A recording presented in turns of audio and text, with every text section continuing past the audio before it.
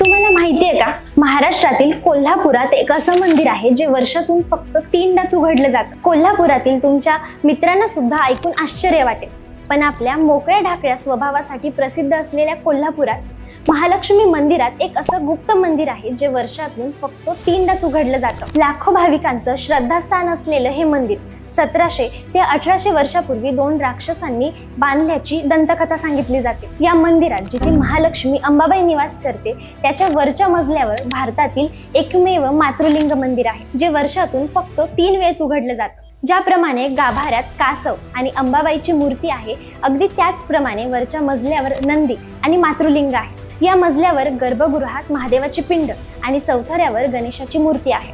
गर्भगृहातील या शिवलिंगाला मातृलिंग असं म्हटलं जातं. याच मातृलिंग मंदिरावर मुख्य शिखर आहे. श्रावणी सोमवार, वैकुंठ चतुर्थी आणि महाशिवरात्री अशा वर्षातील फक्त 3 वेळा हे मातृलिंग मंदिर दर्शनासाठी भाविकांसाठी उघडं केलं जातं. अंबाबाई मंदिराला मातृलिंग मंदिरासह पूर्ण प्रदक्षिणा करायला मोठं आध्यात्मिक महत्त्व आहे.